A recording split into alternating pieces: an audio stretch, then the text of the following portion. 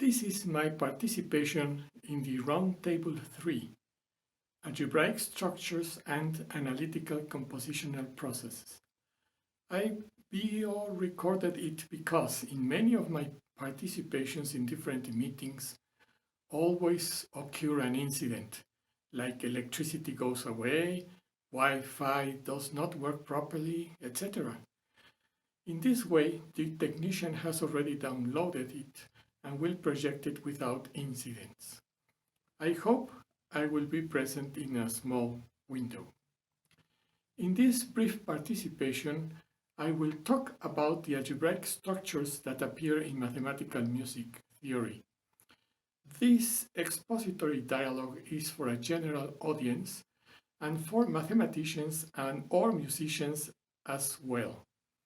Concrete examples will be given. It will be said that, to a certain extent, these structures classify mathematics. Also, I will mention general concept architectures such as denotators and forms. Finally, I will expose the mathematical view of objects, structures, and concepts discussed with Guerino Mazzola some years ago. I will not use any written mathematical notation and spell it with only words. A very difficult task, but I will try. I will assume some basic knowledge in mathematics and music, but if you do not know it, please do not discourage and keep going. I am going to refer to the algebraic structures part in mathematical music theory. I will mention for a general audience and for mathematicians or musicians in particular examples where algebraic structures appear. You can consult my Modern Algebra book for a formal and precise definitions of the algebraic structures I will mention. The study of algebraic structures or algebraic systems are the objects of study of what it is called abstract algebra or modern algebra. Remember that a binary operation on a set is a function whose domain is the binary Cartesian product of it with itself, and with codomain the same set. A ternary operation would be a function whose domain is a ternary product of the set with the set as codomain. An algebraic structure or algebraic system is a set, together with one or more n-ary operations defined on it, which could satisfy certain axioms or properties. We consider several algebraic structures. For example, a magma or groupoid is just a non-empty set with a binary operation. If a magma or groupoid has the associative property, it is called a semigroup. If a semigroup satisfies the identity element property, it is called a monoid. A group is a non-empty set together with a binary operation that is associative, has an identity element, and has an inverse for every element in the set. This means that a group is a monoid that satisfies the inverse property. A group is called abelian if every element commutes with each other. A ring is a non-empty set together with two binary operations, such that it is an abelian group under one such binary operation, a semigroup under the other binary operation, and satisfies an adequate distribution law. A field is a commutative ring with division. Please see my book on modern algebra for details. Remember from linear algebra course that a vector space is a non-empty set with one binary operation, which is an abelian group under it, together with a scalar multiplication that is an action of a field on the set that satisfies certain adequate distributive actions, and the action of the identity element of the field leaves invariant the element on which it acts. If instead of a field you generalize the previous definition to the action of a ring on the set, you get the important concept of module over a ring. The algebraic structure called algebra over a ring is a non-empty set that simultaneously is a ring and a module over a ring. As a matter of fact, the classification of mathematics partly follows the structure associated with a set. The Mathematics Subject Classification System, MSC 2020, fulfills this. For example, we have the following areas of mathematics. Number 8 designates general algebraic systems. Number 13 designates commutative algebra, which is the study of commutative rings. Number 14 is algebraic geometry. That is the study of curves, surfaces, and algebraic varieties as solution of polynomial equations, vaguely speaking. Number 15 is linear algebra, multilinear algebra, and matrix theory. This area is the study of the specific properties of linear equations, vector spaces, and matrices, generally speaking. Number 16 in the classification is associative rings and algebras. Number 17 is non-associative rings and algebras. And number 18 is category theory and homological algebra. That is the study of categories and functors and the fundamental concept of all mathematics in the 20th century, homology. Number 19 is K-theory. That is the study of the K-groups associated to a ring or category. Number 20 is group theory and its generalizations. Number 22 is topological groups, Lie groups. Number 55 is algebraic topology. This is the study of topological spaces using abstract algebra, vaguely speaking. A few examples of where algebraic structures or algebraic systems appear or are used in mathematical music theory are the following. Groups are used in composition and analysis of dodecaphonic series. The set that has the identity, the retrograde, the inversion, and the retrograde inversion generates a group of 4 elements called the Klein 4 group. It is generated by the retrograde and the inversion and has 2 non-trivial subgroups. This fact can be generalized and gives rise to a general concatenation principle in music theory, namely that all groups that are important to music are in fact so because they admit sets of generators that are musically understandable. Actions of a group in a set are very important in mathematical music theory. They could be free, transitive, simply transitive, regular, etc. Simply transitive actions in groups are in correspondence with Lewin's generalized interval system. Group actions are very frequent in music theory. They allow us to define in a precise way chords, transposition classes of chords, diminished triads, major triads, etc. Also, cyclic groups of higher order are used in microtonal compositions. Sometimes the diatonic scale 0, 2, 4, 5, 7, 9, 11 is modeled in Z7 as if the tonal distances were equal. Z mod 12 is a very important cyclic group in music theory. Another example of an important group in mathematical music theory is the third torus, which is the finite abelian group Z3 cross Z4. The ring algebraic structures that appear in music theory are Z3, Z4, Z12, and the product Z3 cross Z4.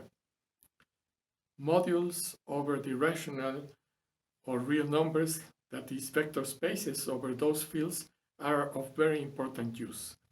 They give us geometric representation of musical objects and are the general structures that realize what scores do. The geometric representation of musical objects as subsets of modules is not only precise and complete, but it is also opens the action of groups of transformations to simplify creativity. Not only is a theoretical advantage, but it is also used in several music software. For example, the UPIC tool of Yannis Xenakis automatically transformed two-dimensional drawings into sounds. It was a composition machine that allows the composer to draw musical objects on an interactive graphical interface. Guerino Mazzola's Presto was a geometric interface where any affine transformation can be performed in addition to direct drawing. Also, Mazzola's software Rubato was developed as a place where mathematical music theory has been implemented in a quite general mathematical framework of general concepts architectures such as denotators and forms. Here, visualization and sonification can be performed in very general spaces. My former student, Mariana Montiel, worked developing these concepts back in 1999 and 2000. She presented them in her master's thesis, me as her advisor at UNAM. I imagine she will talk about this in her participation in this round table. All the algebraic structures mentioned till now share the fact that they are sets with certain structure and a way to relate them through what we call homomorphisms and a decent way to compose them. The bottom line of all these algebraic structures is what we call a category. An example of one of the most important categories in mathematical music theory is the category of local compositions in modules over a ring. It happens in all science and art that if you have powerful and sophisticated mathematical tools, there are better chances of analyzing, creating, modeling, and performing musical phenomena. I invite you to see the works of my former doctoral student, Octavio Alberto Agustinaquino, where he used the concepts previously mentioned in counterpoint. Also see the works by Juan Sebastián Arias Valero, published in MusMat recently, where algebraic topology is present besides the concepts mentioned above. To end up my intervention, I want to share with you an extract of my email conversation with Guerino Mazzola, which are worth mentioning. He agreed I mention them in public. I deleted the non-mathematical parts, so here they are. On Saturday, December 7th of 2019, he wrote, "Dear Emilio, I have a theory about the mathematics evolution in a large shape. There have been, to my understanding, 3 phases. 1. Mathematics of objects. Here, special objects such as distinguished function spaces are at the center of interest. To my mind, the completion of this phase was the Cantor set theory, where any of the classical objects could be constructed as special sets. 2. Mathematics of structures. Here, the concrete objects are no longer of central interest. It is more the structures which matter, groups, rings, modules, etc. To my mind, the completion of this phase was the Eilenberg-MacLane theory of categories. Categories are the focus on structure types, no longer on concrete objects. Number 3, mathematics of concepts. Here the focus is no longer on particular structure types, that is, categories, but on the construction of mathematical powerful concepts to solve major problems. To my mind, it was above all Grothendieck and his followers, such as prominently Liouville, who focused on conceptual invention and creativity. The solution of Veil conjectures by Deligne was precisely this type of finding the right concept of cohomology to tackle Veil's conjecture. The concept of a topos is precisely the conceptual solution of what set theory would look like without concrete sets. It is the dialectic resolution of embedding set theory in structural mathematics. To my mind, we are now in this third phase, but we still don't have a general methodology or even the consciousness of the urgency of understanding the shift from category theory to concept mathematics. I would be honored if you could give me some thoughts about these ideas. All the best, Guerino. The same Saturday, the 7th of December of 2019, I wrote, Dear Guerino, I agree with your vision on mathematics evolution. Let me comment then that since last century, the classification of mathematics was and still is mainly about structures defined on sets. I remember talking with Christopher Soulet last century that algebraic K-theory was like a Mexican pyramid, a big building without a top. This is because it was created to solve Serre's conjecture and its solution was obtained by Quillen and Suslin independently and without using K-theory. But this fact does not reduce the power of the field. I read long ago that all Atiyah papers where he expresses his panoramic mathematical viewpoint. He expresses that the future mathematics would be the one that explains the human brain.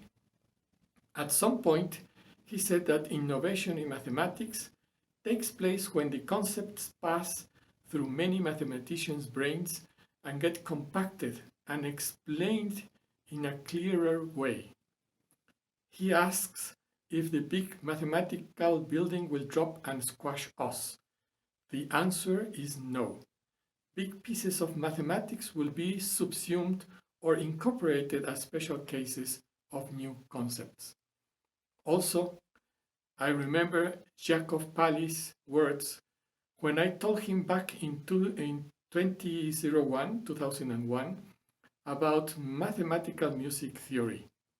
Let me tell you the anecdote. He was the president of the International Mathematical Union, IMU, at that time, and I was the president of the Sociedad Matemática Mexicana. I invited him to the Copacabana Palace to hear a concert. He did not know I was a concert pianist, and to his surprise, instead of sitting with him in the audience, he saw me coming out from backstage and sat at the piano. I play Rachmaninoff's Second Piano Concerto as soloist with the Rio de Janeiro Philharmonic Orchestra. He was very enthusiastic and happy. We went for dinner and he told me, the same idea as the one Grothendieck told you. That is the mathematics of the future. So we can see here that new mathematics are created by means of the music. The same way as it happened with physics and motivated new mathematics long time ago and continues to do so now. I think that our very good and admired by us friend Fernando Salamea would have a very interesting point of view about mathematics evolution, since he has thought and studied profoundly so much mathematics. Please receive my best wishes, Emilio. The next day, on Sunday, December 8, 2019, Guerino wrote to me, "Dear Emilio, thank you so much for your very inspiring answer. As to Atilla's claim, he expresses that the future mathematics will be the one that explains the human brain. I somehow agree. That's what I would call the conceptual mathematics, because the brain is working with concepts more and more in mathematics too. In a recent conference about creativity and computers, I proposed that creativity is always an extension of a system of science, a semiotic. Therefore, if computers should become creative, we should have a computerized software representation of semiotic systems. For this reason, I have now developed a mathematical theory of semiotics that would be the first step to a software of creativity. I have now published this theory in the Journal of Mathematics and Music under the title Functorial Semiotics for Creativity. I add this paper for you here. I should also include Fernando in this email, so I include my previous text for him. Okay? All the best, Guerino." What we can get from these ideas is that there is a revolution going on in the mathematics we are using or working with. New mathematics are needed for specific unsolved problems. A few days ago, Guerino told me that he is working now on a general theory of concepts, including sets, categories, etc. I can consider this as one of the states of our art, quite a challenging project. To finish this intervention, let me express once more that for me, mathematics is a fine art, the purest of them, who has the gift of being the most precise and deep precision of science. Thank you for listening.